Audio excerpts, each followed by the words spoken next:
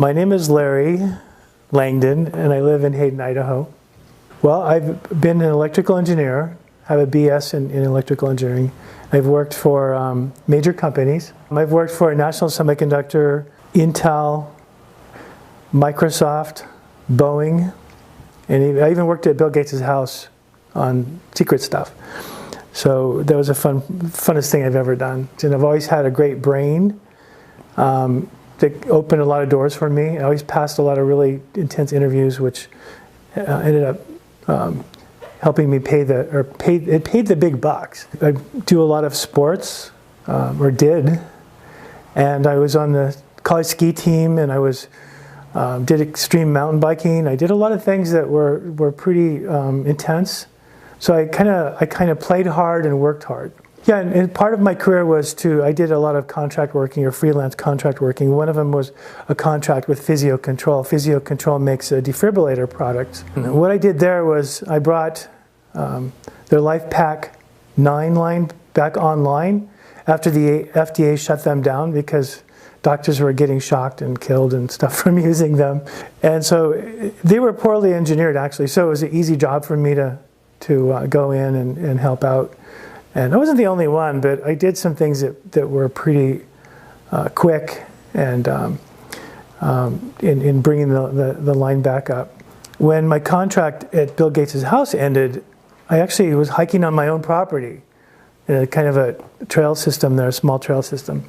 And there's a lot of deer and elk that hang out there, or that go through there in a wooded area. It's up in Snoqualmie. I got bit by a tick in the back of my neck. And that was the end of my everything. I started making bad decisions. I started falling apart physically with all kinds of symptoms. So if you have up to there's like 350 symptoms, and they're multi-symptom things. And there's co-infections in these tick bites. It's not just one thing. So it really can take you down. So I started falling apart, and as the pathogen load built and built, and I couldn't pass interviews. And so basically I thought, okay, well, I'm spending, $3,000 to $4,000 a month. If you think about that's after taxes, that's what I'm spending. And I'm thinking, I basically had brain fog, really bad. And at one point I was kind of like drooling and going, just complete brain fog. What happened was, I lived in Snoqualmie Ridge, and there's a lot of mountain biking. In fact, there's like this called North Shores, where people climb trees with their mountain bikes and jump off cliffs and do crazy things. I mean, it's really extreme. I couldn't do that. I wouldn't dare do that. But I couldn't even keep up with my friends after a few months after getting a tick bite. I go, what's wrong? I'm pedaling. I can't even go up the hill.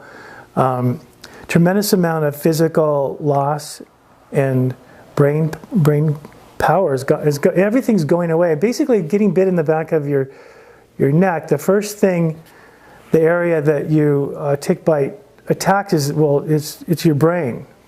They do a thing called quorum sensing, and they just go attack something in joints. This is a major part of arthritis is spirochete. Let's talk about how I got discovered and what happened. Through a friend of mine, I ended up finding a Lyme doctor. Unintentionally. It's like 1 in a 6.5 billion chance I could run into the right person that happens to be the guru of the area. Of all the people in the world, I run into this person. And she just said, let's get you tested. I go, okay. And 2 weeks later, I get an IGeneX test, which is really important to know that. Because all the other tests are mainly false negatives. They don't work, they're broken. And the doctors say you have to have a bullseye rash, and not everybody gets a bullseye. Only like 20% of the people get a rash that looks like what the doctor says in their textbook. So people are not getting helped with this. So what happened is I got tested positive, and I started taking antibiotics. I took 3.5 years of antibiotics. And so I'm going to throw some research out here, trying to do it really quick and really succinct. But Lyme has been found in not only ticks, fleas, mites, mosquitoes, 14 species of spiders, And these co-infections can be found in other bug bites too. Like there's a highly virulent candida that's in a spider bite. And people, it's virulent because people don't get rid of it. It takes a long time. It could take months or even years. Or you have symptoms that the doctors don't know how to deal with. The bug bite is long gone. What we have is kind of an outbreak going on. And if some of you know, they took a primordial spirochete. I say primordial because they found the line spirochete in the 5,000-year-old Iceman they found in the Alps. And they took that primordial, in other words, it's been around for a long time, and it was enhanced at Lab 257 and became weaponized. And there's a whole story and documentaries on all this. So I'm not going to elaborate on that. But what happened is some of these regions of the U.S. were basically, these ticks were infected and dumped out of airplanes over the population. Just like there's well documented that the prison population was experimented on. And because Congress said that can happen, they can do that. There's a remedy. It's not that bad. It's not that virulent. What happened to me, I couldn't keep up mountain bike riding with my friends. And I could not do a lot of things anymore. And I had severe brain fog. So a few years later, I'd try to go to interviews at Microsoft. And I was just get at the whiteboard and I just just really dumb. From previously, before the tick bite, going into a room where there's a dozen people in this conference room, and I'm getting on the whiteboard and answering every question. Okay, well, you're hired, and from having a stellar brain to just being just totally dumb and being walked out of the interview. Give me your badge, check out a security over here, get out of here. It was really horrifying, and some of those, I cried, I go, I don't know what's happening to me. But it started, my whole journey of getting well started actually with prayer. And I got answers. And that's when I ran into the doctor. And the doctor said, let's get you tested. So I took 3.5 years. She got me on antibiotics, and I took 3.5 years of antibiotics, and it destroyed my gut. The Lyme was coming back, and really strong. Because now I created more weaponized bugs inside of me. With that said, I got desperate. What I did was I did some research on the internet, and with my foggy little brain, I just decided, well, I'm going to just go find out what are the alternatives that people are doing to get well. And it turned out that there's a repressed knowledge that's going on for a long time, and that is there's frequencies, there's pulsed electromagnetic frequencies. I find out that this FDA approved. PEMF is FDA approved. They've been using it for over 10 years, maybe 15 years for bone healing. And now it's used in sports medicine. It's been approved for post-surgery, head trauma, depression, healing bones twice as fast, and all kinds of things. And then not only that, they're using wavelengths of light. And those wavelengths are far and near infrared technologies they're actually using in the hospitals now. And it still gets repressed, is not talked about, even though it works so well, nearly 100% effective. But yet, we'd rather give you a petrochemical for your problem. Not the food, but let's give you, instead of the light or the blue laser that they're giving, infants that have the skin problem, jaundice or whatever, that's been going on for a long time too. The blood supply is actually radiated with, I think it's I forget what wavelength of nanometer light to kill pathogens. It doesn't kill them all, but it sure helps. Better than giving people infections because they got a blood transplant. And the blood supply is highly infected also. Energy medicine is what I call it. So being in desperation, what I did was I decided that I would invent something, what's working, and invent the best one that's the most powerful one I can invent that works, and make it flexible and just basically make it so that it would work. Anyway, I did my head with it. I did it for an hour, and I had these I'm not going to tell you what they are, but there are frequencies that I did to my head. And I made this big, massive coil and put it on my head. And it's like over 2,000 watts of power going into the coil. You know, it didn't do anything to my head. It's just, it's like, it's worse to use your cell phone. Because cell phones coagulate your blood. Apparently PMF uncoagulates it. Gets you better circulation. So there was nothing ever found that was invasive or destructive by using PEMF. So I did it to my head, and it killed the pathogens in my head. And I can explain the technology, how that works. It's not too, from an engineering standpoint, I'm a very, very empirical person. I want to have proof. PEMF is Pulsed Electromagnetic Field, and it's a therapy. So PEMF therapy is how I like to say it. And it's FDA approved. Die-off reaction in the die-off is the cytokines. It's an endotoxin, and the medical industry knows what cytokines are. It's a toxin, and you can't just get rid of it. Your body has to take care of it. And so giving your body more chemicals is not a way to detox that toxin. And they're very well aware of this. So anyway, I had a die-off reaction and got really sick for about 5 days.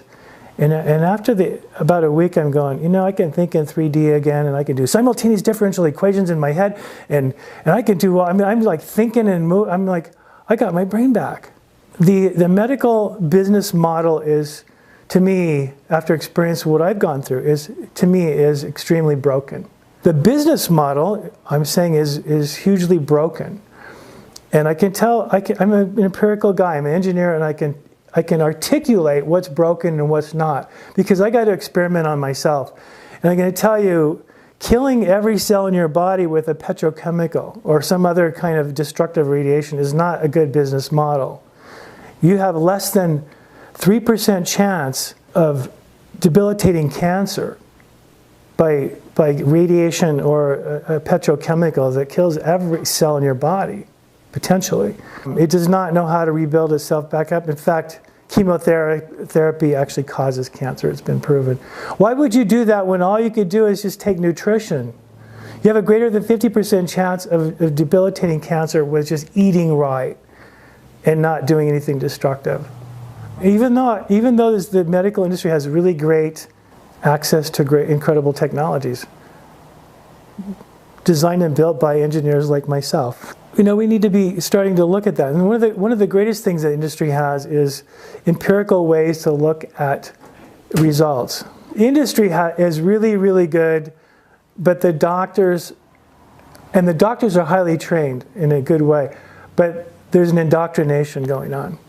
It's a business model that says, let's see what we can destroy, not what we can build. So they don't look at the cellular level and how you could help build the cell. They don't look at, well, nutrition might actually work. You're not pharmaceutically deficient, you know? You can be nutritionally deficient, but how in the hell are you, petrochemically deficient? It doesn't, your body doesn't naturally absorb this stuff. It doesn't work. I think in some cases it does. There's some good things about it, but it can only be done temporarily. It's like 3.5 years of antibiotics did not work for me. It killed the good bacteria in my gut, which is, by the way, 70% of your immune system is designed from your gut. All those antibodies, all that functioning of the enzymes and antibodies, everything is from your gut. Every single brain chemistry every bit of chemistry that your brain uses is coming from your gut and that flora. So all those psychotropic drugs that are artificially made for your brain to alter people's behavior or to keep it in check, your gut has the capability of doing that. So balance the gut, and it takes an integrative medicine. That's what needs to happen here. So I have firsthand knowledge of all this because I got to experiment on myself, and through very little failure. But then, I had friends and family I tried stuff on, because since it's non-destructive and it's non-invasive, I could, coil my neighbor's knee or something with this PEMF, and they're out mowing the lawn afterwards because the pain's gone. Now I just say, eat bone broth and you can regenerate the knee, and actually that's absolutely true, because I had arthritis almost in every knuckle of my hand. My knees were going out, all kinds of things were going on in joint problems. Well, how that happens is spirochete drills into a joint. And because there's no blood circulating in a joint, your blood that has the antibodies for it cannot kill it. You really need to do some kind of energy that goes in and vibrates. Plenty of YouTube and TED.com videos on how you can put energy into kill a pathogen or amoeba or whatever. You can vibrate it to death. Where the human cell is so big, it's just like, oh, I got poked with a vibration, no big deal. But the poor little bacteria just like explodes. And you can see all that. It's very empirical, discovered 100 years ago, and it could have been perfected starting 100 years ago, but instead took the poor guy's microscope and raided his lab and took all that information away. And it could have been perfected, at least in the last several years, even the last 15 years since you can repair bones. So the question arises, you watch football, and you see an injury, the poor guy gets sacked and he's got a broken something or torn something, he's going to be out for the season. A few weeks later, he's back in the game playing. What happened there? Start thinking about that one. Well, they're using energy medicine. Hydrosonic, ultrasonic, PEMF. I researched PEMF for bone healing. You only do it like 30 minutes a day, and your bones, the small bones, can heal as much as twice as fast. Well, how about you could heal the bone and have it regenerate like in a week instead of months? Well, you can't, it's my experience, because I broke my arm in 4 places 2 summers ago. And I could see, I even talked to the orthopedic doctor about it, and he goes, oh yeah, I know about that, and here's a brochure of another company that makes it. Oh, okay, so he does know about it. Well, we don't use it yet because it's kind of new. It's kind of afraid to use it. So anyway, that's the technology that seems to be working, and I could elaborate on all my suffering and all my years of pain. The pain is so massive and so great that it felt, you want to die. It is horrific. And I was jiggling my legs, always moving, and restless, everything, and drooling at one time, going like this. Double vision, can't hear. I could start with the top of my head of all the things that probably I could list 50 things that went out on me. But it's not necessary. And it destroys your immune system. It can make you autoimmune with all the other infections. So you basically every organ of your body is attacked, and you start falling apart. And it affects everybody differently, because the spirochetes attack the weakest part of your body first. So if you have a previous injury, it starts attacking that. A lot of the things that are absolutely curable, I believe, because I've seen it. And I've seen it, and it's worked nearly, I'd like to say 100%, but there's never such a thing as medical industry working 100%, so I'm just going to say it's close. Because if I say it works 100%, it's a cure for everything, then the jackbooted thugs will pound down my door.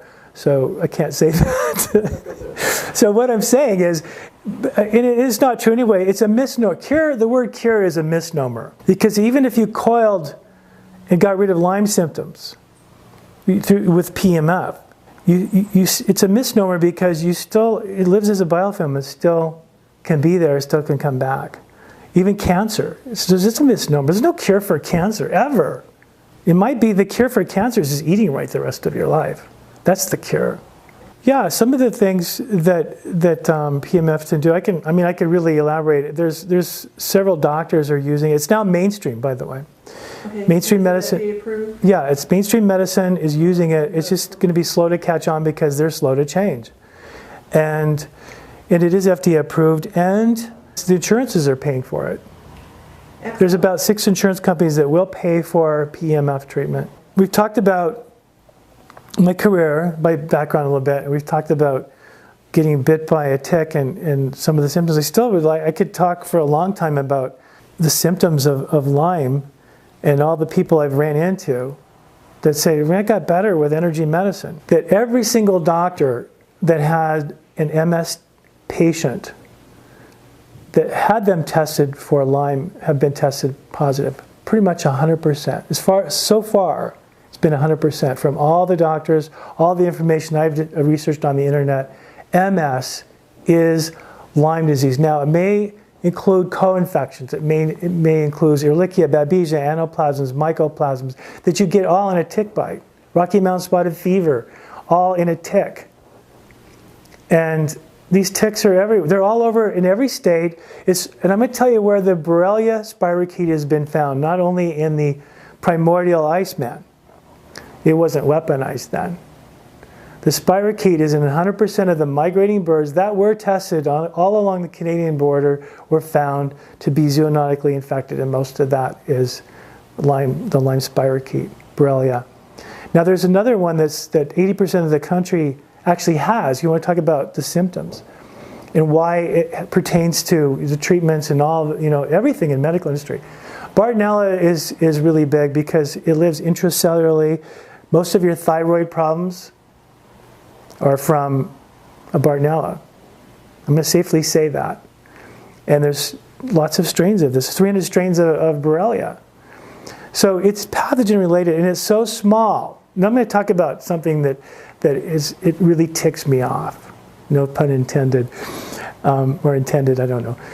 But what has gone on is everything can be seen under a microscope.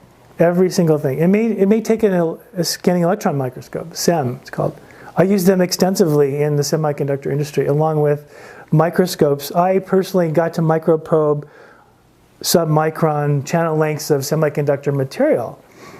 And it's so powerful, you got to have the microscope on the concrete floor, not upstairs, but on a floor where someone slams a door in the building that it doesn't shake, the microscope.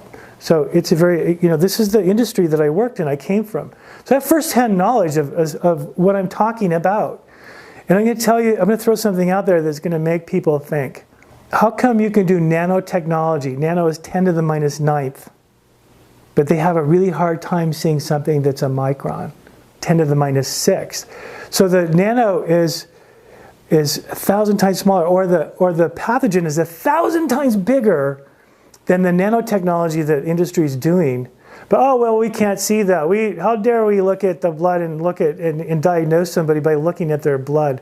Oh, shameful. I mean, what is the problem with looking at the blood? Oh, well, we don't look at live blood because it's all automated now, or we don't want our lab person to work with live blood because they might get infected with something. You can have vision systems do this. I come from an industry that uses vision systems that could recognize. Google has vision systems. They have voice, Siri's voice, things you can talk to that recognize voice. We can process sound and video and look at everything without human intervention. Why the hell can't we look at see a spirochete in the blood? So using dark field microscopy, there's even DNA probes that can look at stuff that's really small, and you can determine it's DNA. It's not rocket science anymore. It's being done. And the labs, I've talked to lab technicians. I go, how big is the blood cell in your viewfinder there, what you're looking at? The people that do look at live blood. Well, it's this big. And how can you blow it up and make it look, one cell look this big? No, it's not that powerful. So again, why the hell aren't we looking at the blood when everything can be seen in the blood? And if it can't, we have labs that do PCR DNA, polychain, whatever it's called, and DNA. IGeneX is one of them. It's like the only lab you can go to get really good results. All the other labs are broken. What we have is a failed and broken system by design is what it looks like to me. And the doctors are very good. They didn't break it. There's a higher up. See, if I know this, then there's people above the doctors that are driving all this that know this. The technology is there, but how many freaking decades does it take to implement it into the real world? MS is completely curable until your body actually has cellular level damage, which also your body repairs itself every 7 years. It replicates, every single cell in your body gets regenerated. And so I've had my own, using energy medicine, I could have my own mini resurrection. Because that's what a resurrection is. A resurrection is like everything becomes new. And I've experienced that. And it did come from God. My experience is totally my belief, which I'm going to tell you how that works empirically too. Because I think it's very empirical. God is empirical. It's inseparably connected to the spirit world. What goes on in this world is there's an inseparable connection. And I can say that safely as an engineer and a scientist because we work with imaginary numbers, which creates fractal designs in nature, like trees, ferns, plants. You can look at all these things that are created in nature as a fractal. And it's done, you can replicate. In fact, all the animations on TV or movies they make out today are made with fractals. Fractal modeling. And they create all these scenes. I think a good one is Avatar. It's so they just generate it on the computer. This is actually done using a math that uses an imaginary number. What's that? I personally believe that because a lot of diseases are biofilm diseases, and because it lives in a biofilm, you can kill it in your blood, but the biofilm, it comes back out and it starts building in your body again. It starts building a pathogen load again. And a lot of hospital infections, a lot of infections, they say that, okay, it's gone, it comes back, it's reoccurring. It's because it lives in a biofilm. The question arises is, do you have to keep doing maintenance the rest of your life? And I personally believe that the answer to that is yes. But the more you debilitate the pathogen, and the pathogen being the spirochete, the germ, the bacteria, the more you use it, the less likely it's going to grow in a biofilm.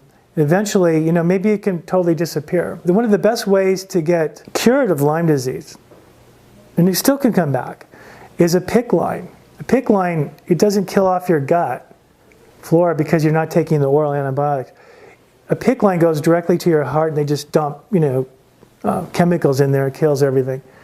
Okay, probably does harm too, but your body recovers from a PICC line. So my personal belief is you can debilitate almost anything, and I can tell you technically how that works. Because a lot of diseases are biofilm diseases like this. I mean, even kidney stone is a biofilm.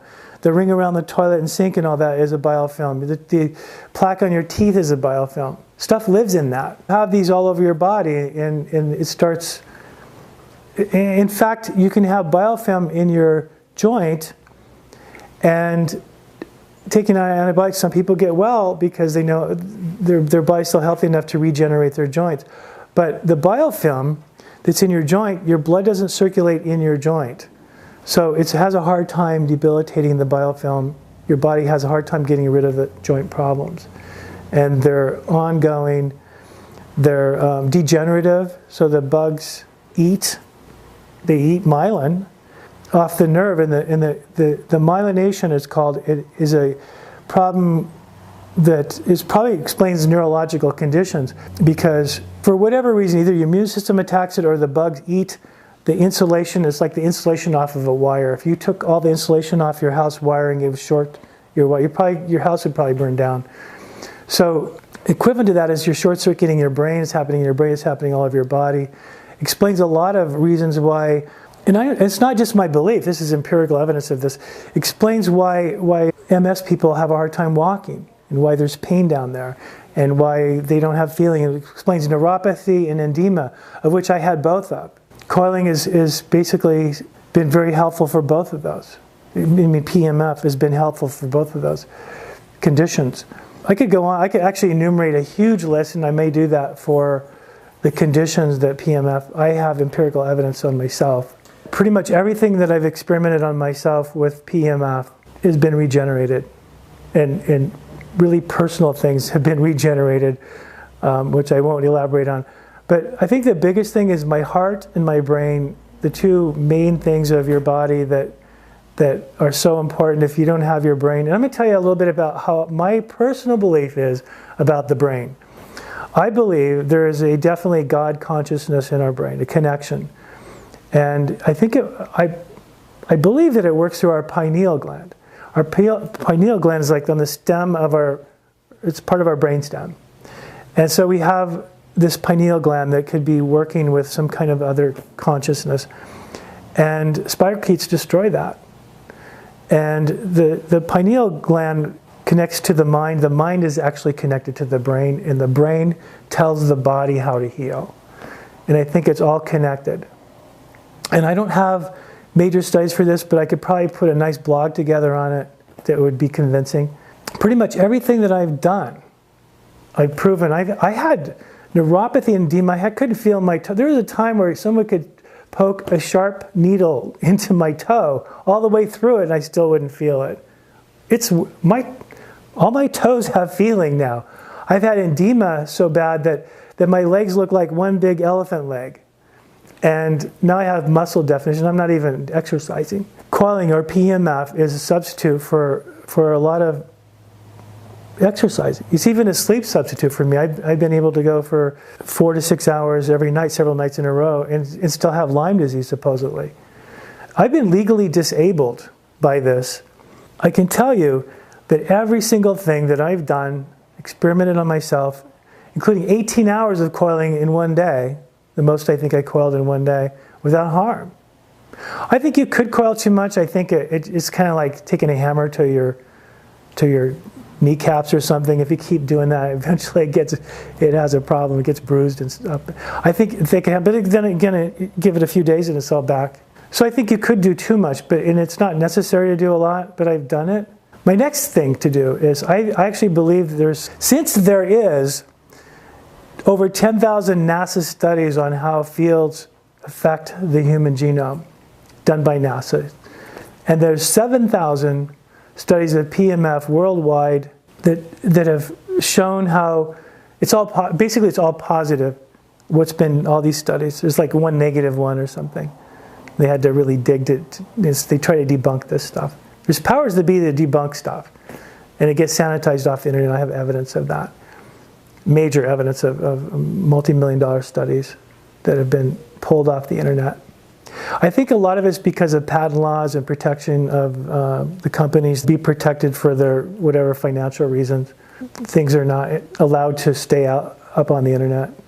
And there's actually a really great website called pubmed.gov where you can look up anything. All the research is going there. And you can certainly put in PEMF there and find plenty of studies on PEMF. And it's got other names on there too, so it's not just looking at that PEMF.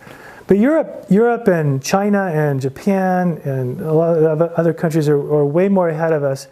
But the question arises, why are we so far behind? Why is the U.S. supposed to be this great medical nation? Why are we so far behind? Well, the greatest repression of this technology is right here in our own country.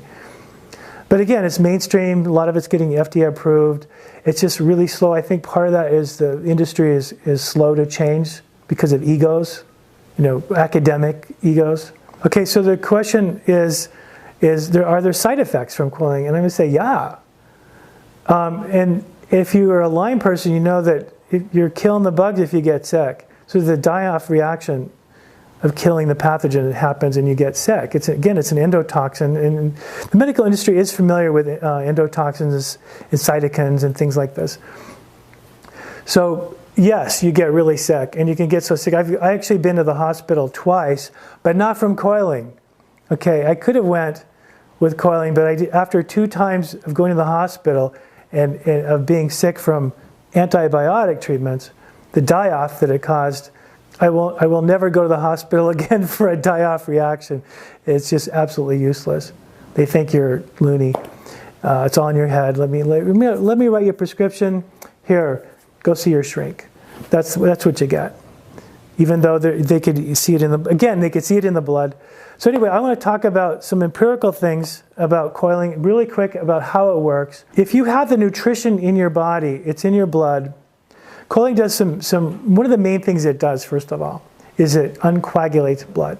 When you have hypercoagulated blood, it's like stacks of quarters stuck together, and they're not allowed to carry nutrients, oxygen, and it's put in your circulation. And the hospital is really good at giving you heparin, which doesn't uncoagulate. They're still stuck together, just thins your blood.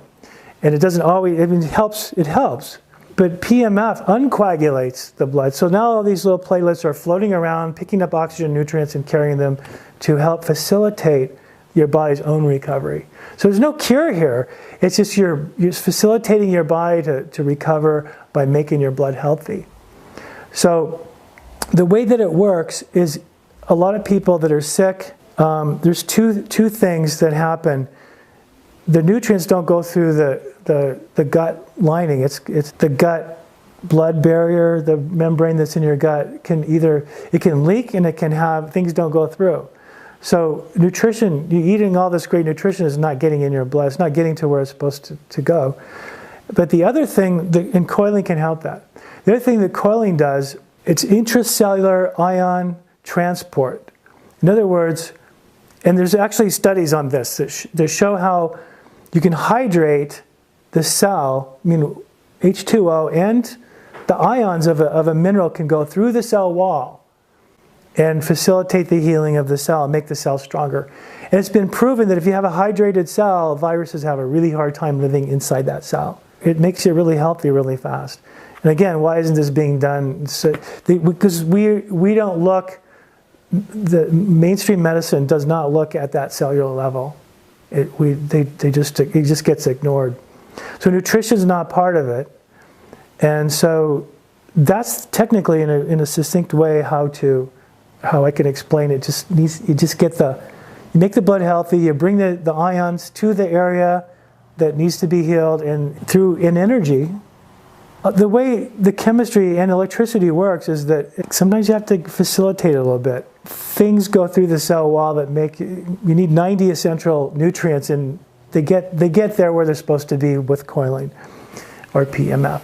This is what saved my life. I'd probably be dead or in a wheelchair if it wasn't for this.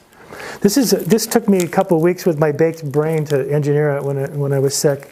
1 hour of this, I had the die-off reaction that got my brain back the first time. So the power that goes in is you can have over 2,000 watts go through this lot. The coil can get hot. It's very, very powerful. But we don't run it on high power. You can actually put it on low power, sleep with it, and I got my legs back by just putting my feet on it, rolling around in bed and putting my feet on it. If you're going to coil, and you know this because you have Lyme, and you know that you have to detox or you feel pain and you get sick. So you got to drink lots of water. And so one of the things you need to take with coiling is you need to take salt, vitamin C for detoxing. That salt-C combination actually creates a stabilized oxygen in your body, and you want stabilized oxygen because it kills pathogens also. But it's also detoxing. And so I take niacin because it doesn't thin your blood, but it makes the blood go to places where it didn't go before. So it opens things up. So niacin, if you get a niacin flush, your face turns red, if anybody's had that experience. Having the right nutrition before and after coiling is extremely important. Again, it's like if the nutrition's not there and you want something to go through your cell wall, you gotta ingest it. You gotta get it in your blood, and it takes hours for that to happen. A defibrillator in your heart, don't coil here. You coil your knee or something, but don't put it here. And this is pretty well known in the PEMF industry, but you got to ask everybody, do you have an implant? I have a knee replacement. You can still coil it, but it's going to heat up. It's not going to heat up real fast. You can always do a low dose. You do everything starting out slow. You never just go blast someone with this kind of energy. And if you are wearing a necklace, my glasses got hot when I put on my head. The rims got warm. Nothing that caused any harm. When your glasses are that's getting warm. Oh, okay, take them off. When the coil heats up, there's covers for it. You can put a towel, you can put a cloth or something down. And it can get really hot. It's all high temp material. It can get so hot that you could grab it and you burn yourself. Even though it looks like, it could melt, but it doesn't melt. You just don't let this get hot. And the new hardware, it's got all these safety things in it. Don't let it do that. I'll let you know. Okay, so I'm going to compare this to other things out there. There's nothing out there that's close to this. Your brain waves work from 0 to 30 hertz. Really low frequency, ultra low, And Siemens coil or PEMF machine is a little different. But it only does a few frequencies, a handful. And All the others only do a few frequencies. Nobody has can put this kind of power in a coil like this. And I can tell you right now, the FDA shut some company down, and it's a PEMF company. And I'm going to tell you why. It's important to know why, because there's such high voltage going through here. It creates a field that it's the guy who has the chains that spark. He wrapped the coil around, or the chain around the coil, and it arced and made these big giant sparks. He goes, look, I put it on my head. But it was high voltage. And it creates an RF component, which is not a good thing to have. So this is all very fine, refined, low voltage PEMF field, and so it's non-destructive. It's very safe, and I'm a testimony of it. Pretty much everything that's ever happened to me, I just go, oh, Patty just goes, oh, just coil for it. Just coil it, Larry. Okay. I'm usually fine afterwards. So, but I have to look it up. I have to look up the research. The frequencies, they can be generated by any source. But the new units, you just push a button and you can select what you want to do. And they're the FDA approved ones, because we're not doing right now anything else. But you can plug in external and run anything from your phone or computer or whatever, tablet. So any of those programs that you can get for free off the internet, you just download them and run them. And they can run, these programs have square waves, sine waves, ramp waves, triangle waves, and there's different waveforms. NASA, you can look up, you can do the research is out there on the internet, you can look them up. Like you can look up, well, a square wave is great for killing pathogens. That really, really giant step up that goes straight up is like, gives that pathogen a lot of energy, and it's very destructive. Then a sine wave is very healing. Like 432, which is not FDA approved for that, but you could run, it's in the music. It can be called cymatics. It's a sound percussion, and it's very healing. People have Alzheimer's, autism. All these people get functional after playing music, and it brings back memories and stuff. So there is a healing component to a lot of these frequencies. 432 is a really good one because it kind of does mitochondrial repair. And some of these frequencies make a cymatic pattern that's like the cross-section of your mitochondrial. I know if that's very technical and it's kind of hard to understand. We can go look all this stuff up if you want. You can run multiple frequencies at once, and sometimes that is even better than anything, because you're doing a healing frequency and a hydration frequency. And it's really interesting because the Earth has these earth frequencies, like the Schumann frequencies. Basically, life cannot exist without these frequencies. They're all in the low frequency, brainwave frequency, earth frequencies. Like Schumann is 7.83 hertz. We run multiple frequency of 23.5 is like the third harmonic of the Schumann frequency. And there's other frequencies the Earth makes. The Schumann is from lightning that goes around. Lyme disease and all the co-infections are pretty much a bacteria. The country is sick, extremely sick. And something's got to be done, and I think PEMF is the answer. It's not going to the hospital and saying, here's your petrochemical. It's going to be like, let's look at the cellular level. Let's learn how to use a microscope and do dark field microscopy and say, oh yeah, you have this. And maybe it's an antibiotic, maybe it's something, but you can start with an antibiotic, but eventually you got to cure it. You can't be treating something the rest of your life until you suffer and you're in assisted living in your 40s or 50s or 60s. And now it's not just 50s or 60s and 70s, it's more like you're going into assisted living, you got all kinds of people going in there in their 40s. I've met people that have MS. And a 40-year-old, I know, MS, he did a Lyme test. I said, get a Lyme test, positive at IGenics. He's coiling now, and he's getting functional. So why can't we just coil for MS? Or start with the antibiotic and then do this long term. I can tell you this works within 2 hours. The antibiotics take weeks. 2 hours later, and I could tell you some stories. 2 hours later, you're ready to rock and roll. When I was getting treated for Lyme, I had high calcium. And the Lyme doctor goes, well, you need to go to a regular doctor, an endocrinologist. So I go to the endocrinologist, he goes, oh, let me test you for some things. He goes, oh, this was my toes. I didn't have feeling in my toes. And my teeth were loose. He goes, this is an old-time doctor. He knows, well, if you have loose teeth, you have an endocrine system problem. Your body's not absorbing calcium. So your thyroid. So anyway, it turned out that you have 4 parathyroids around your thyroid. They had to take one out, and I was like almost died. He goes, if you would have gone another week with this, you'd probably be dead. And I had the parathyroid, not the thyroid, but the parathyroid above that one that was taken out. And that's where it is. You have 2 and 2, and then the thyroid's in the middle.